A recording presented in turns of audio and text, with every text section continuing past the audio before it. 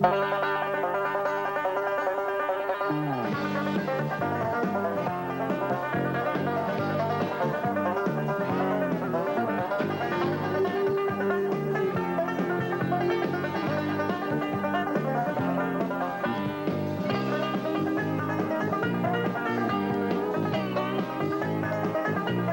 opening, Dave, but it looks like the farm report. I mean, show some upwardly mobile types.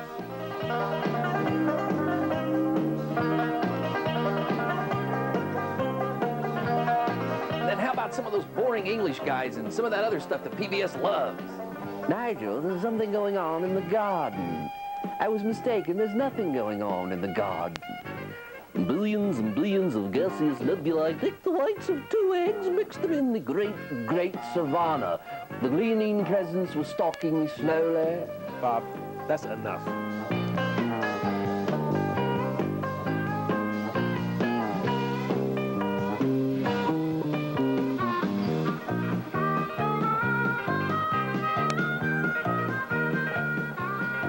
Hello and welcome to Sassafrass, the upwardly mobile show for down-home people, or the down-home show for upwardly mobile people. Just pick the one you want and stick with it for about a half an hour.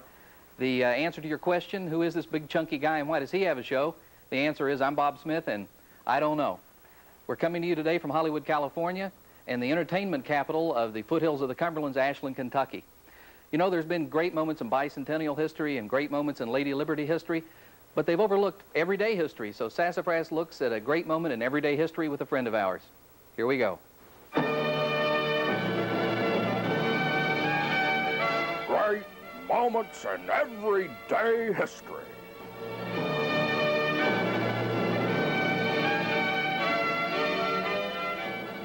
On June 16, 1979, a neighborhood picnic is almost ruined when a particularly stubborn pickle jar is unable to be opened, even by the strong, macho neighbor kid that worked out.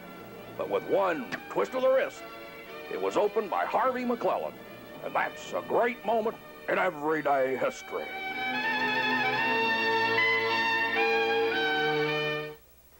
Hey, wasn't that a great moment in everyday history?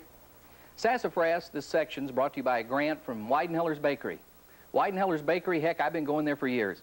You know, Ernestine Weidenheller has a unique way of selling cake. She scours the whole city looking for hot, spicy, you know, kind of tawdry rumors to share with her friends. And what you can do is you can go down to Weidenheller's Bakery, and she has something called a rumor cake. She stencils the hot, spicy, new, dirty rumors on a cake of your choice.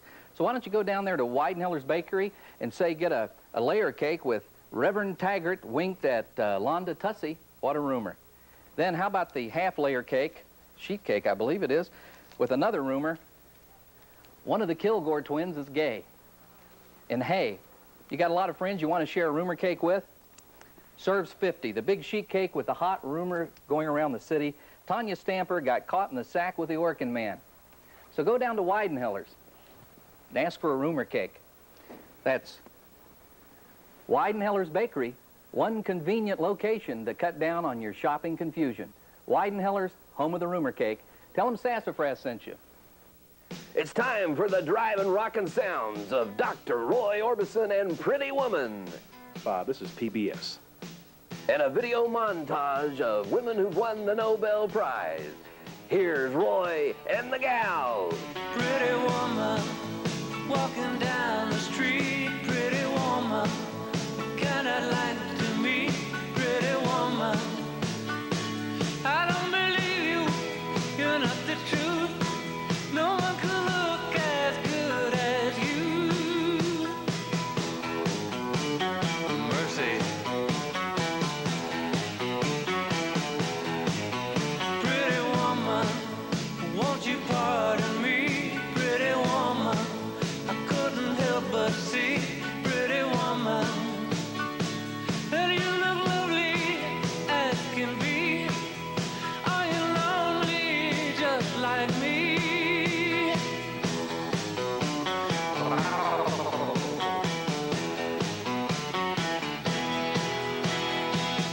Pretty woman, stop a while.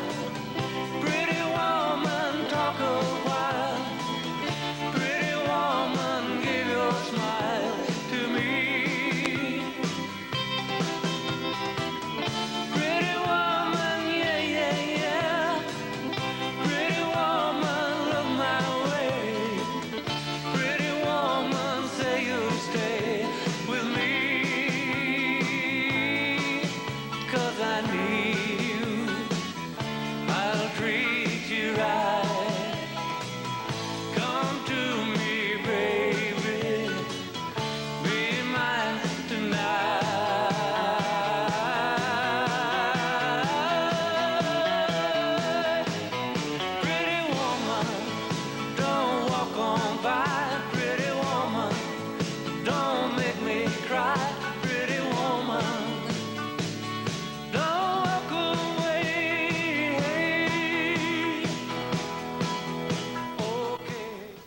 Well, there were some ladies there that made a big difference to mankind, and there's some other ladies out there making a big difference to mankind in their own way.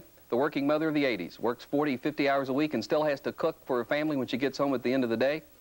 Here's Lynn Eriks, a working mother who's got some recipes that can be fixed very quickly, very nutritiously, and with not a lot of strain, just for you. Lynn Eriks, the Exhausted Gourmet.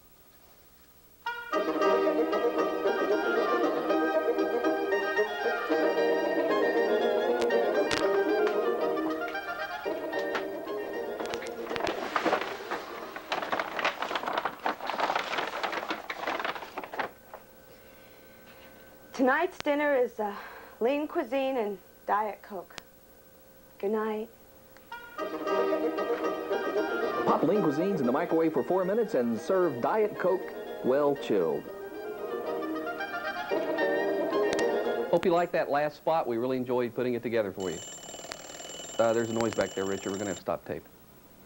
No, Bob, that's okay. That's the KET alarm tone. The KET alarm tone? Yeah, we're on public television, and every 6 or 8 minutes you should enlighten or inform. Enlighten or inform. We Yeah. just entertain, Dave. We don't enlighten and inform. Well, if you don't do one of those two, there's no corporate funding. No corporate funding. Right. Oh, enlighten and inform. This Right. is Yo-Yo Ma, and this is Walker Percy. So listen to him and read him. How's that? That's good. Good. Got to get that funding. Cue the smart woman. If you mention traditional musicians to anyone in Kentucky, probably the first names that will come to mind are Anna Dean and J.P. Friley.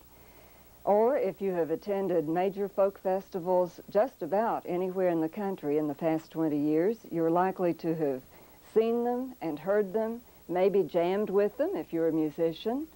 They have appeared at the El Paso Border Festival, the Smithsonian Folklife Festival as Kentucky's representatives.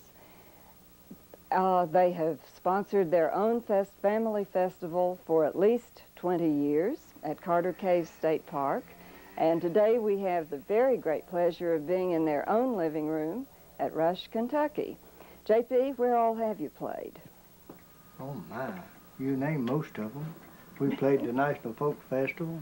Well, getting down to the nitty-gritty, played for 10 funerals and 4 rooster fights.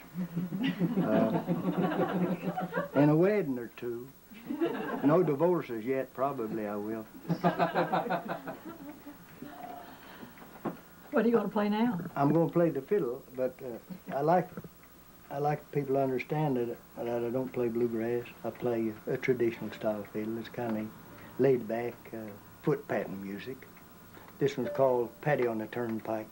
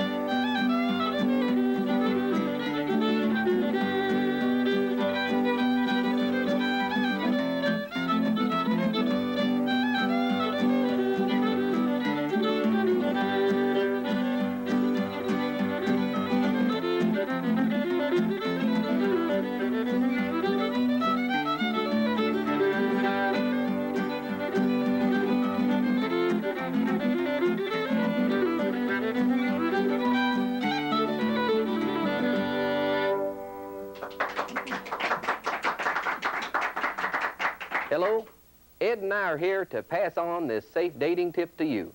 Next time you go out on a date with someone you do not know, or even someone you do know, Ed and I suggest that you don't, you know, and if you should give in to temptation and decide to, you know, stop off somewhere ahead of time and buy some, you know. Well, overall, Ed and I suggest you play it safe and just say no to you know.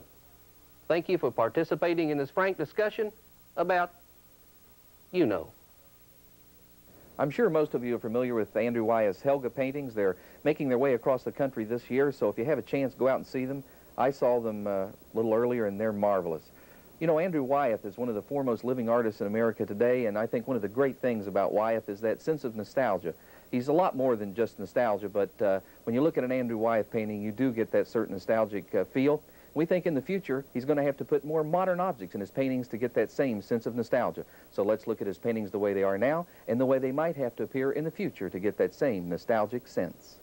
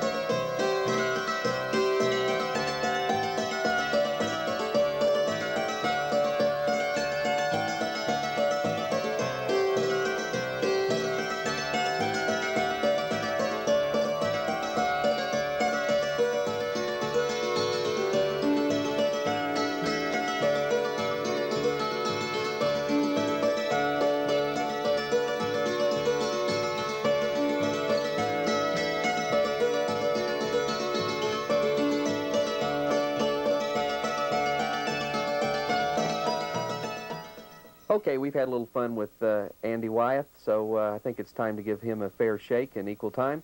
Here's Andrew Wyeth and some words on Christina's World. I worked and worked and worked on just the field, that swell, that curve of the field. It's like building a house and then living in it. I built the ground, thinking of her. And then when I put it, it was right. It just electrified me, you see, because I'd worked for months on this feeling of that pelt of the grass. And then finally, and I purposely held myself back for that moment.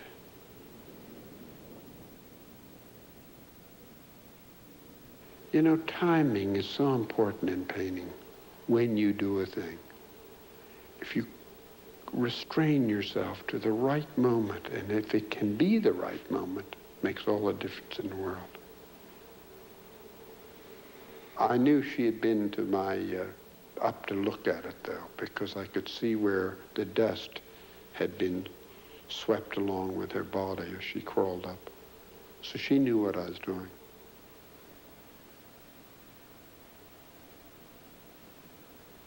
That pink, like faded lobster shells that you find on the shore there. She became, to me, everything that I ever had dreamed about of New England. You know, now we'd like to take a chance to salute something that's come into the American household for over 50 years. It's part of the American landscape, something we all know and love, the L.L. Bean catalog. We'd like to take this time for Sassafras to present L.L. Bean Catalog Theater. It all started with Gretchen on page 27. Seen here in a cotton kilty shirtwaist and matching espadrilles, also available in raspberry, mauve, and taupe. Yes, Gretchen's outfit was coordinated, but her life was in total disarray. Gretchen was deeply worried about her marriage to her husband Garth on page 31. Seen here with their daughter Megan in her Beans Deluxe child carrier, constructed from machine washable Kadura nylon, nylon pack cloth, and drawn aluminum tubing, double-stitched and bar tacked for years of service. But baby Megan wasn't the only thing that Garth was carrying. He was also carrying a torch for another woman. Garth wanted to slip on a pair of Sperry topsiders with their cushioned, squidgy action heel, and beat a path to page 29. Page 29 in the not quite beautiful but freshly scrubbed Margie. Seen here in a Beans denim outing jacket fully lined in Royal Stewart plaid, post-paid $49.50, and a roll-up crusher hat that can be crushed and rolled up in your knapsack and still look great. Garth spent many an afternoon in his Hatter's hammock, with its durable oak stretchers, stand not included, planning his secret trip with the not quite beautiful but freshly scrubbed Margie, when they could paddle away in their Old Town canoe. Their Old Town Discovery canoe made in Old Town, Maine. Ship-free east of the Mississippi, they would paddle deep into the catalog, page 80, page 90. Who knew? Perhaps somewhere down catalog, they would slip out of their Beans gumshoes with their 3-eyelet leather collar and slip into a Beans Kennebec bag. A Beans Kennebec bag generously cut for individuals who prefer more leg and hip room.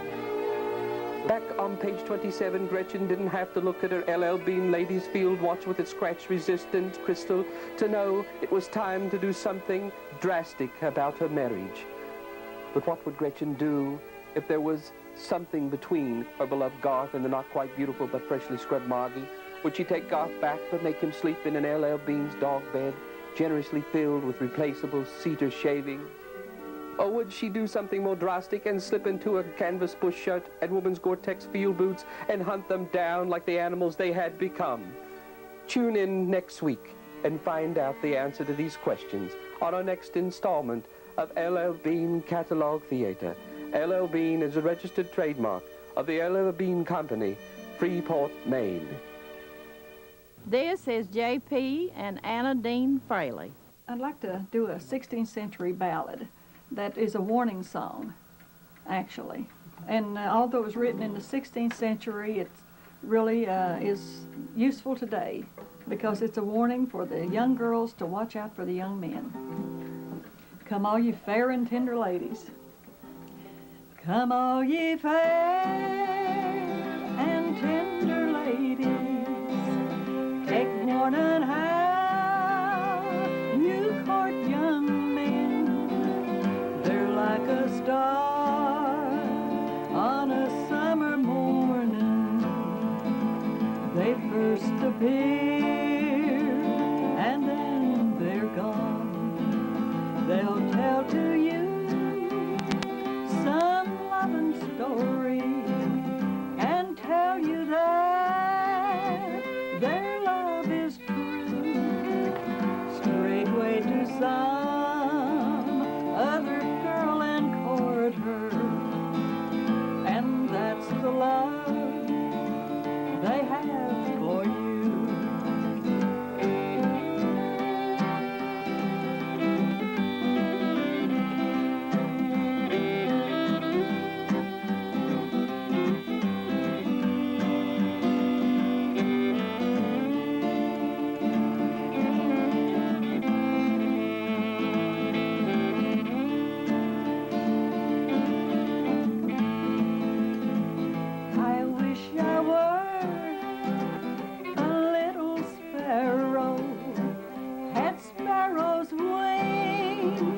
And I could fly, I'd fly away to my own false true love.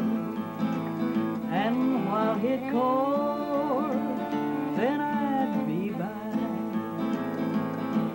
But I am not a little sparrow.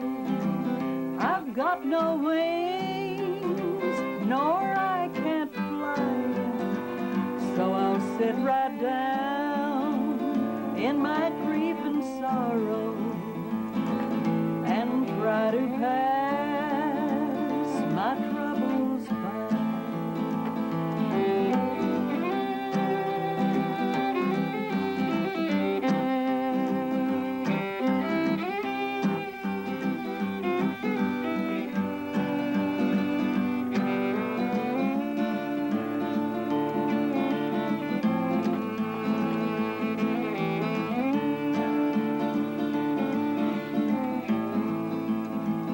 If I had known before I I courted.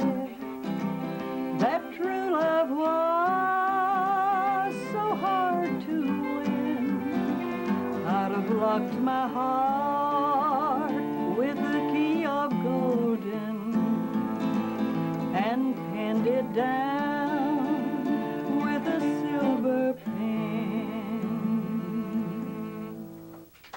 Here's safe dating tip number 2. Can JP see us?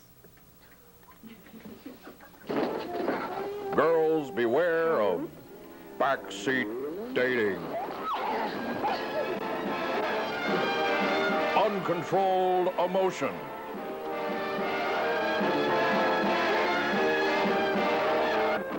Sex-conscious young moderns on the move.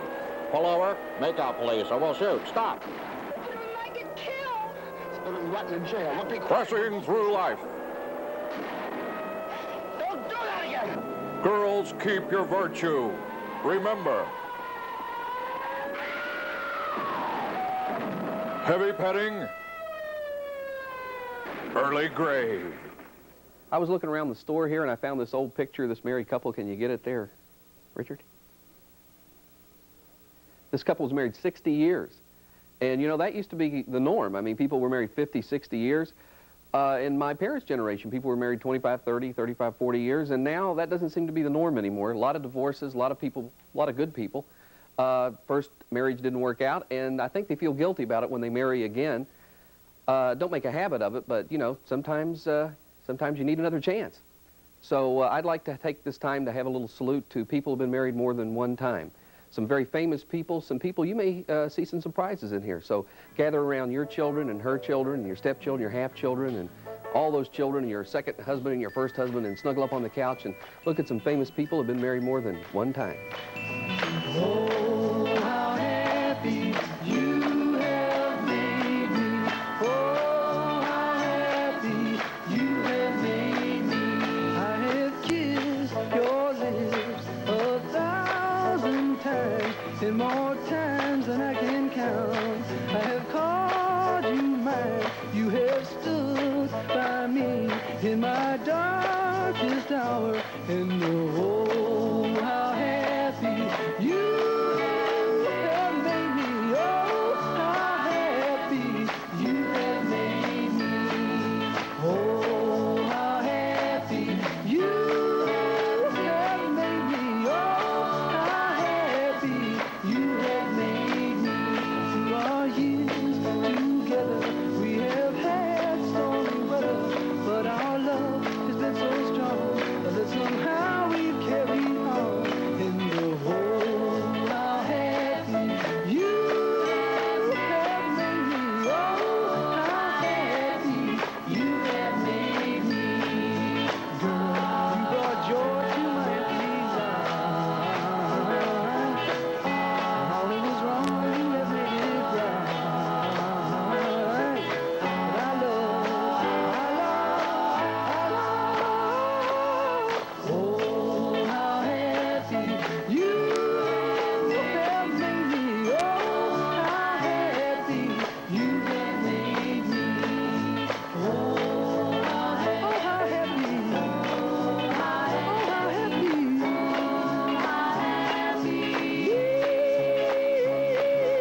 You have made me. You have made me.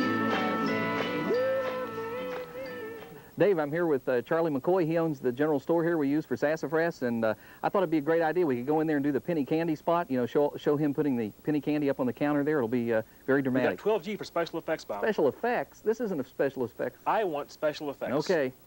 Here's the penny candy special effects segment. I think it'd be better in the store. Okay. Well, sorry, Charlie. Try to get you in. Penny candy and other things you bought at the store. Jawbreakers, Mary Janes, BB bats, wax bottles with color water, kits, bubblegum cigarettes, candy cigarettes, caramels with white stuff in the middle, double bubble bubblegum, pixie sticks, Red Hots, Black Jack Gum, Smarties, Nickel Wafers, Peanut Butter Logs, Cherry Whips, Bazooka Gum, Fake Ice Cream Cone that someone ate, Wax Lips with teeth. That's nice. And you wanted the inside of a store. Now it's time for Sassafrass Living Literary Legends. We've put all of the names of literary living legends in the United States in this handy container. We've got some great names in there. We're going to draw them out, and whoever we draw out, that living literary legend, will get our prizes. So let's draw right now and see who we got, Richard. We got Eudora Welty, great novelist, short story writer, Eudora Welty from Jackson, Mississippi. Eudora, you're the Sassafras Living Literary Legend of the Week. You have to call in, or you have to write us. What's our address here, Richard? Don't get in contact here in L.A. because they don't know us. So how about box, where is it? Post Office Box 2500, Ashland, Kentucky, 41105. You call us in the next week, Eudora Welty of Jackson, Mississippi. You'll have some great prizes. You'll have the Martha and Vandella's T-shirt, the Fruity Pebbles reusable bank, just for you, literary legend. Assortment of Look at Mountain Moon Pies. We know what you like down there, honey. And some 6 Goo Goo clusters, actually 5. Richard got into them a little earlier. 6 Goo Goo clusters. The ABBA Greatest Hits, Volume 2. Yeah, we remember you, literary legends. We look after you here in Sassafras. And of course, my favorite, the collected speeches of Vice President Nixon from the campaign of 1960, owned by Merriman Smith, who used to be the White House press corps chief. So I tell you what, honey, Eudora Welty, you get in contact with us and we'll send these prizes on to you. Eudora Welty writes with a near-perfect ear for the dialect of her native Mississippi. In The Petrified Man, she describes the gossip and good humor of a small-town hairdresser, Leota, and her tight-lipped customer, Mrs. Fletcher. What gall, said Miss Fletcher. Mrs. Pike? Miss Pike ain't gonna bite you, said Leota. Miss Pike's a lovely girl. You'd be crazy about her, Miss Fletcher. Well, she can't sit still a minute. We went to the traveling freak show yesterday after work. I got through early at 9 o'clock. In the bacon store next door? What, you ain't been? No, I despise freaks, said Miss Fletcher. Oh, well, honey, talking about being pregnant now, you ought to see those twins in a bottle. You really owe it to yourself. What twins? Asked Miss Fletcher out of the side of her mouth. Well, honey, they got these 2 twins in a bottle, see? Born joined plumb together. Dead, of course. Leota dropped her voice into a soft, lyrical hum. They was about this long, and they had those 2 heads and 2 faces and 4 arms and 4 legs, all kind of joined here. See, this face looked this way and the other face looked that way. Over their shoulder, see? Kind of pathetic. Glass, said Miss Fletcher. Well, ugly, honey, I mean to tell you, their parents was first cousins and all like that.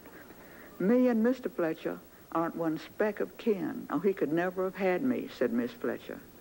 Of course not, protested Leota. Neither is me and Fred, not that we know of. Well, honey, what Miss Pike liked was the pygmies. They got these pygmies down there, too, and Miss Pike was just wild about them. You know, the teenaniest men in the universe? Well, honey, they can just rest back on their little bow hunkers and roll around, and you can't hardly tell if they're sitting or standing. That'll give you some idea. They're about 42 years old. Just suppose it was your husband. Well, Mr. Fletcher is 5'9"1/2, said Miss Fletcher quickly. Fred's 5'10", said Leota, but I tell him he's still a shrimp account of I'm so tall. She made a deep wave over Miss Fletcher's other temple with the comb. Well, these pygmies are kind of a dark brown, Miss Fletcher. Not bad looking for what they are, you know. I wouldn't care for them, said Miss Fletcher. What does that Miss Pike see in them? Oh, I don't know, said Leota. She's just cute, that's all. But they got this man, this petrified man, that ever since he was 9 years old, when he goes through his digestion, see, somehow Miss Pike says it goes to his joints and he's been turned to stone. How awful, said Miss Fletcher. He's 42, too. That looks like a bad age. Just a reminder to let you know that Sunday is Surrogate Mother's Day. Just because you were conceived in a laboratory doesn't mean that you shouldn't send flowers to your surrogate mom. Florists across the country have this beautiful Surrogate Mother's Day flower arrangement. Flowers attractively displayed in a surrogate mother's laboratory kit, just like the one in which you were conceived. And don't forget that Surrogate Mother's Day card. Thank you for being implanted with dear old daddy's sperm and only charging 20 grand to carry me to term. Happy Surrogate Mom's Day from Ernie. Surrogate Mother's Day this Sunday. Bob, we're back. What? We're back. Oh, what's next, Dave? Chase scene's next, Bob. Chase scene. This is public television. You don't have chase scenes unless it's India and you're on the train and don't leave, please. It's a... Audience surveys show that chase scenes are liked by people. It builds audiences. Builds audiences? Yeah. Here's the chase scene.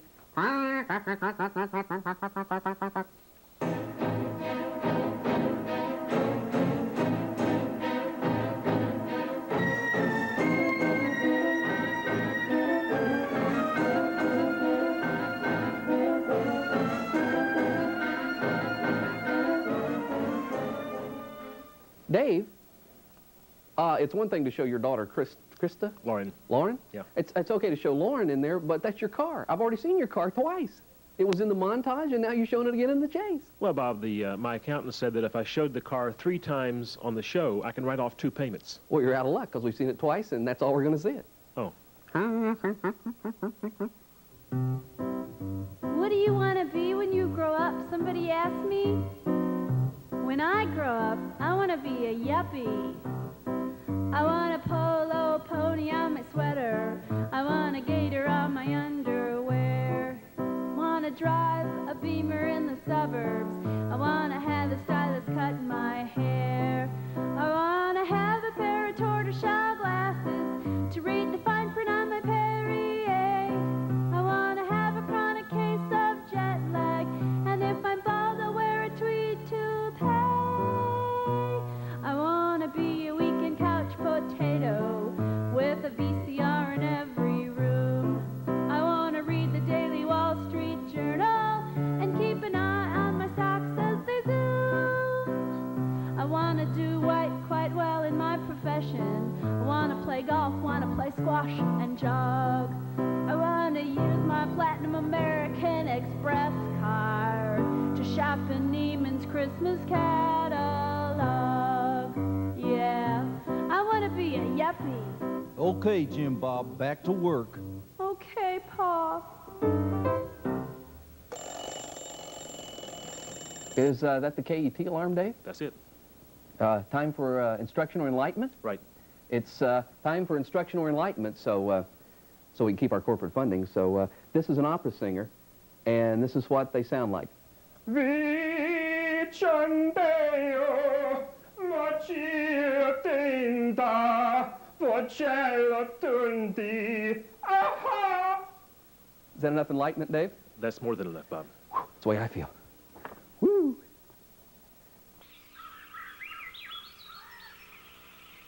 This is Dave, the producer. To give you a break from Bob, I have some great footage of loons, so enjoy this. Hey, look, Dave, loons. Where'd you get that? Looks like Golden Pond. You want to stand out here? You want to go outside and suck face? Nah, man, what's the matter with you? Bob, leave it alone. Quiet. Okay. Bob.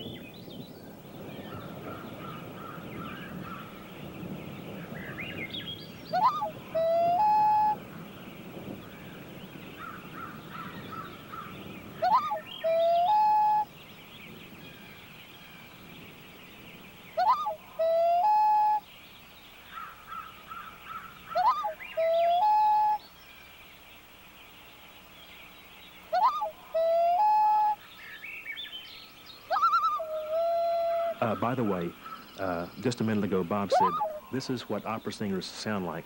He should have said, this is how opera singers sound. My apologies. Dave, have you got a minute? Sure. I wanted to say a few words about the staff here at Sassafrass.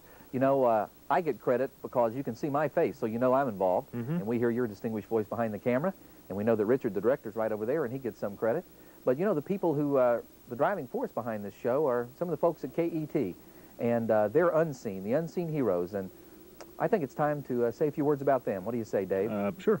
And the big hero to me is Senior Programming Executive Donna Moore. Who? Donna Moore, Dave. You know, Donna, one of the most distinguished people in public broadcasting today, and just because, Donna, you have the say-so whether Sassafras goes on to become famous coast to coast or gets on Kentucky educational television or never seen it all. That doesn't mean that I can't tell you how I feel about you, Donna. A very attractive lady, about 23, 24, Dave. I hear an IQ of 185 Bob, to 200. you've never met her.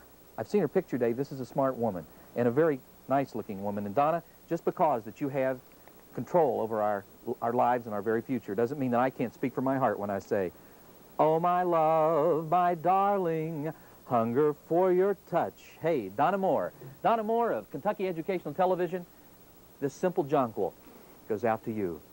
You can say yes, you can say no, but we'll never forget you. Your brains, and pretty good legs, too. You don't Donna even Moore. know her. You've never seen her. She'll buy this, Dave.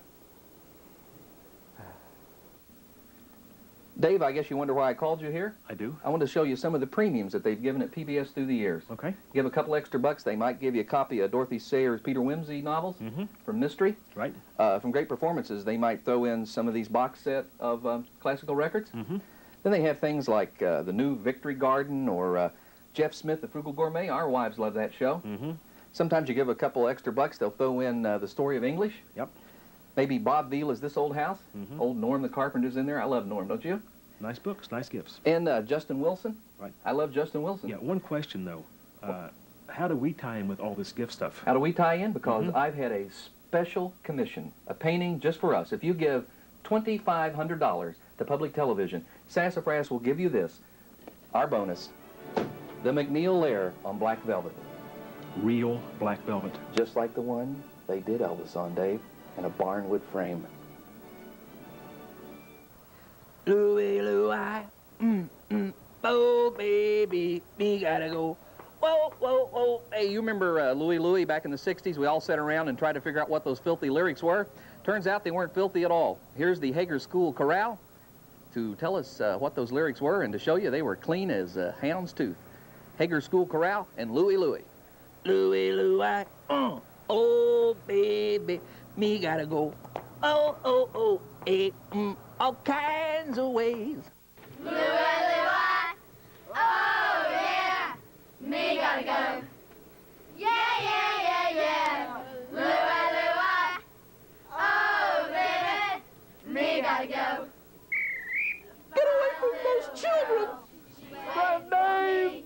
Me catch the ship across the sea. Zag Oxley had to drop out of Vanderbilt and leave behind his dreams of a degree in British literature when his daddy passed on and Zag had to come back home to run the family meat business in 1951. But just because Zag was working in a butcher shop didn't mean that he forgot his literary roots. No, every year Zag has his big annual event, and it's happening this weekend when Zag has his big Jane Austen Pork Blowout. That's right, Jane Austen Pork Blowout this weekend at Zag Oxley's. Every cut of pork and every one of Jane Austen's exquisite novels on sale. The divinely entertaining yet subtly crafted works of one of England's premier observers of manners, and the versatility of one of the most divine and subtle of meats, pork. Yes, go out to Zag Oxley's this weekend for his big Jane Austen Pork Blowout and check out these specials. Pork tenderloin or double-cut loin pork chops, $1.85 a pound, along with your choice of one of Jane's first two novels, Sense and Sensibility or Pride and Prejudice. Dig into Persuasion or Mansfield Park and a big pork butt steak for $1.49 a pound. And don't forget the lesser cuts of meat. Yes, that's pork sausage, ham hocks, and jowl bacon, $1.10 a pound, and one of Jane's lesser appreciated works, Northanger Abbey. And how about two of the finest cuts of pork available today, pork slab ribs and pork loin roast, $3.05 a pound, and one of Jane's finest works, Emma. And if you missed out on last week's big Henry James Rump Roast Rodeo, we still have plenty of rump roast and 10 copies of The Portrait of a Lady by Henry James left. So go out this weekend to Jane Austen Pork Blowout at Zag Oxley's. That's Zag Oxley's, serving your home-killed meat and literary needs since 1951. Bob, we can't shoot here. This is federal property, no trespassing. No, it's fine, Dave. I checked with the Department of Parks. They said it was fine. We could tape here anytime we wanted. So let's go back out to Rush, Kentucky for a little JP and Anadine Oh, do you Friley. have that park permit? Hi, Mr. Ranger. How are you? You need a permit for film here. Dave's got the permit there. I'll go down in the truck and just talk to him there, Dave. Are nice you, to see Dave? you, sir. Nice looking hat. This tune will be a tune that was started by the black people, and a great amount of credit should go to them for a great amount of fiddling, especially traditional fiddling. This tune's got its early ragtime rhythm, one called the Cotton Patch Rag.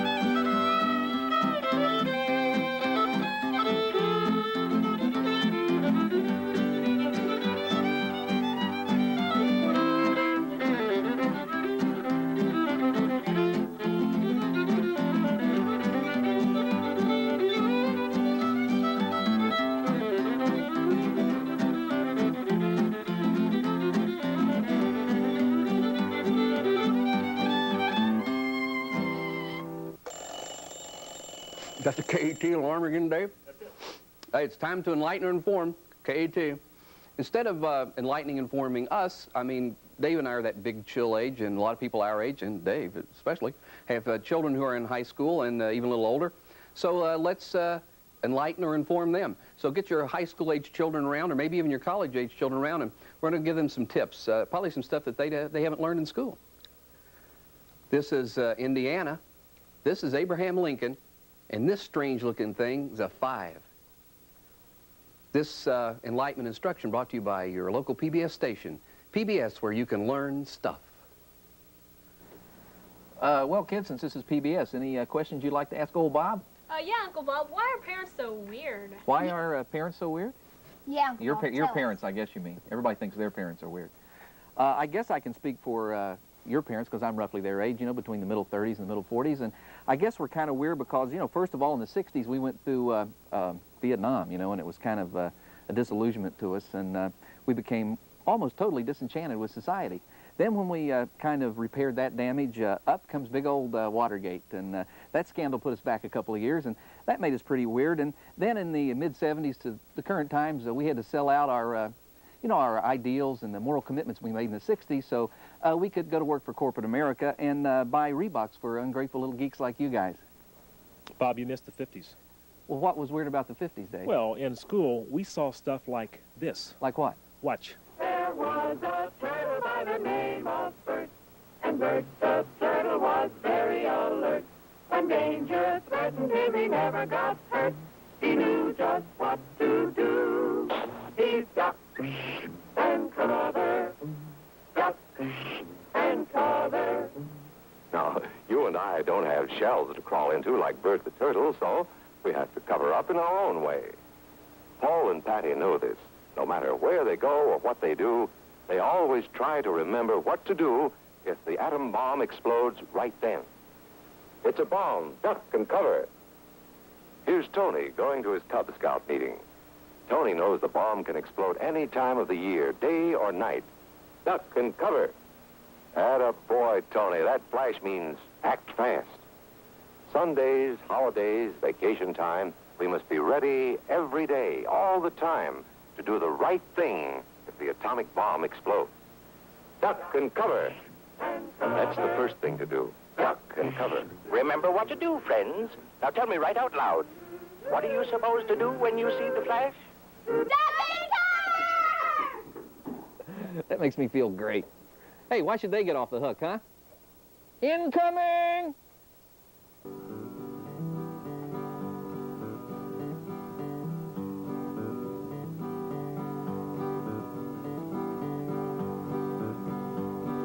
Next time you pile in the family car for a day at the shopping mall, why don't you pop down instead and pay an old friend a call? Remember how she once dazzled you with her wondrous sights and sounds?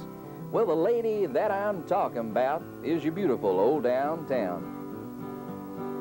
The awnings are out, old friends await, and the barber pole still spins round. You're gonna shop a lot happier in your own downtown. And you know why that is, don't you? Sure you do. 'Cause you can do stuff down there you can't do anywhere else. You can talk to a man that knew your grandpa, a pal from the 2nd grade. You can visit some dime store birdies and stick your finger in the cage. Meander down to the newsstand for a Zagnut and cold knee-high. You can flip through popular mechanics and swap some tall tales with the guys. And I tell you, they got some big ones. Everywhere you look, there's gonna be a memory. Over there, your mom bought you diapers. Across the way, your first long pants. And down there in front of that big red church, a blind man played and danced. There's the VFW janitor. He's been there throughout the years. And that clerk at the Army-Navy store was a Santa Claus over at Sears. Down in front of that big old bank, your daddy always raised you high. You perched up on his shoulders as summer parades passed by. The awnings are out, old friends await, and the barber pole still spins round. You can shop a lot happier in your own downtown. The window of the Bible store still has the praying hands. And there's the smiling jeweler who sold you your wedding bands. Over there's the little flower shop. You got poinsettias for your mom. And down there on the corner, you got a tuxedo for your prom. There's the old department store, always been there, so it seems.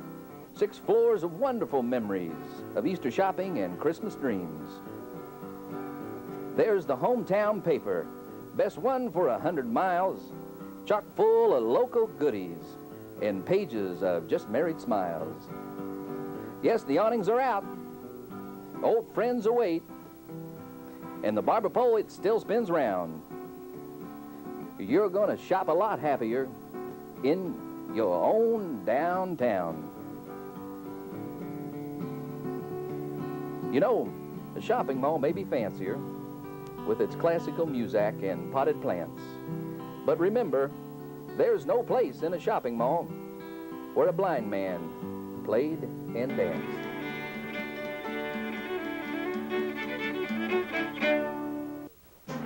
Move over, Transformers, move over, GoBots, and make room for the ultimate hero of the 80s, the Woody Allen action figure. Talk about your Kierkegaardian experiences. Jeez. Warning, I have the power of ultimate destruction. But Woody has the ultimate power, the power of observation. What are you, the byproduct of an illicit affair between a cocktail waitress and a Studebaker? Warning, I will activate my quantum death ray.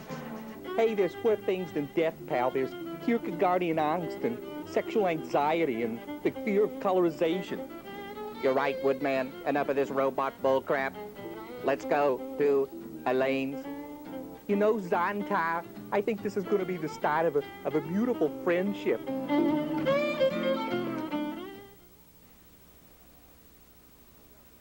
Bob.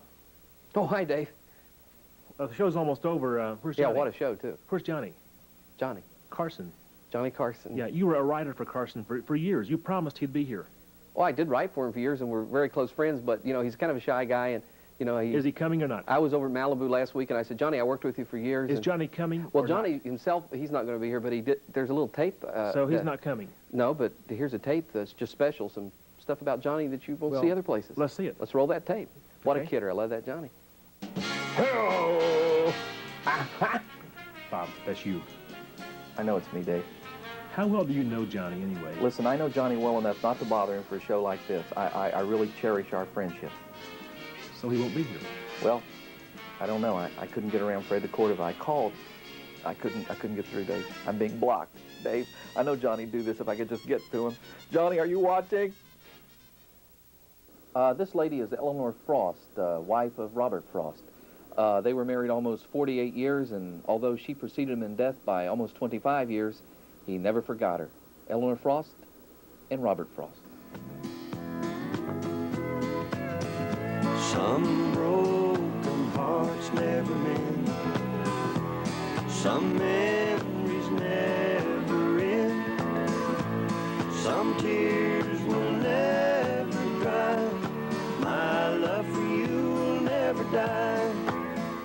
He would declare and could himself believe that the birds there in all the garden round, from having heard the day-long voice of Eve, had added to their own an oversound, her tone of meaning, though without the words.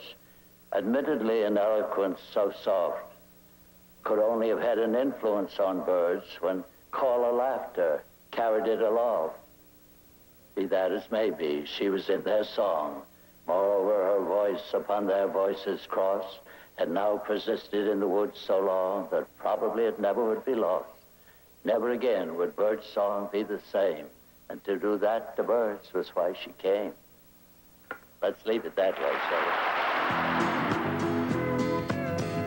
Some broken hearts never mend. Some memories never end. Some tears will never dry. My love for you will never die. Here's Granny Take a Look at Uncle Sam, and let's take a peek at some great art by Kentucky artist Grandma Dreama Craig.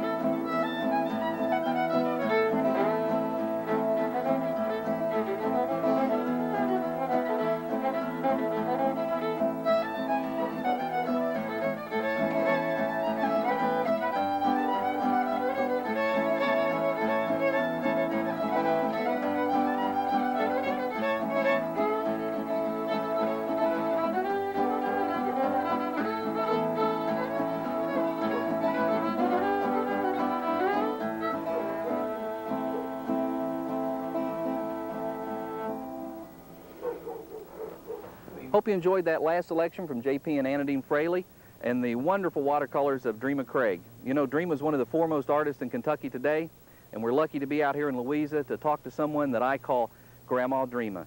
Hi, Grandma. Hi, Bob. Grandma, you're quite an artist. You know, I know Andrew Wyeth. Perhaps we could go up to Chad's Ford and I could introduce you. Sounds good. Good. I love art. Dreama Craig, quaint little artist from Kentucky. You know, Andy likes to have a party up there on weekends. So we could probably. For generations, mothers have been subjecting their own male children to an unspeakable act, an act of total betrayal, an act which leaves its mark on all men. Guys, did your mother do this to you sometime back in the 1950s?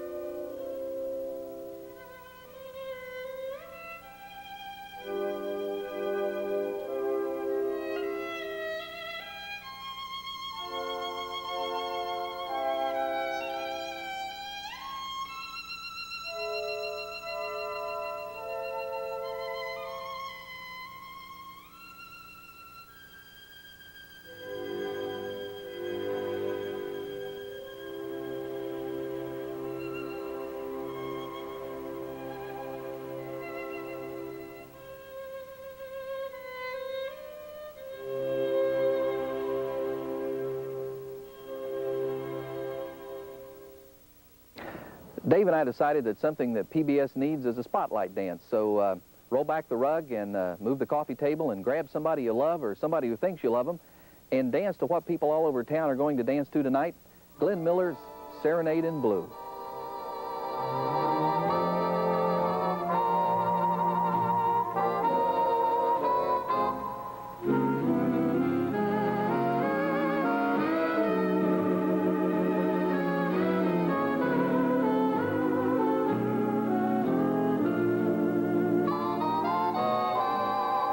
When I hear that serenade in blue, I'm somewhere in another world alone with you, sharing all the joys we used to know.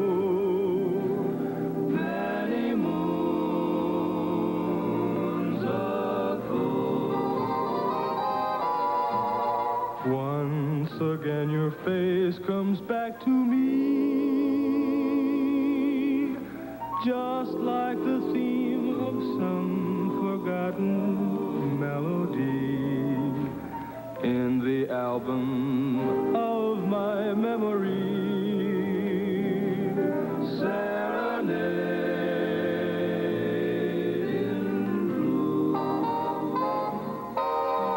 It seems like only yesterday, a small cafe, a crowded floor, and as we dance the night away, I hear you say forevermore, and then the song became a sigh, forevermore became goodbye, but you remained in my heart. So tell me, darling, is there still a spark, or only lonely ashes of the flame we knew? Should I go on whistling in the dark? Serenade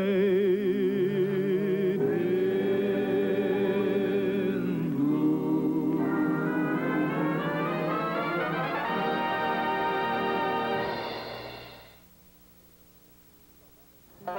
We thought, what could be a more appropriate ending to the show than to come back here to the beautiful hills of eastern Kentucky. Eastern Kentucky, where my hometown's located, Ashland, beautiful little place, and it's just great being back here, where the show began and, well, where most of us began. And Dave, come over here, honey. You've been hiding behind the camera long enough. This is our producer, Dave Carter. He's from Ashland, too. Isn't it great being up here, looking to see the whole city lined up out there? Great view. Terrific. See Hager School over there? I went there 6 years, started when I was 5. Gillum's Grocery. My grandmother worked there. You bought penny candy from her. Sold penny candy there. Yep. What a lady. Hey, there's Paramount Theater. We had the first date there. That's terrific. Kroger store. You met your wife there. It just, you know, there's nothing like your own hometown. That's right. And hey, there's where your kids were born. Almost. Well, they were born, but there's King's Daughters. And then the old Ohio meandering down through there. It's great being back in our hometown, and we just wanted to say, hope you enjoy the show. And there's no place like Kentucky, and we're going to slither down the hill and get us some snap beans and cornbread and just have a good old time. And good night, and see you later. Come on, Dave. You're supposed to get a stretch in them, Dave. The rolls, Bob, what do you want? It's not very big. Best I can do is the rolls. Okay, well, let's go down to Malibu for the sushi. I got a couple of blonde heathers waiting for us. Let's go. Maybe you'll know them. You don't think they can see the time, do you? I guess I do.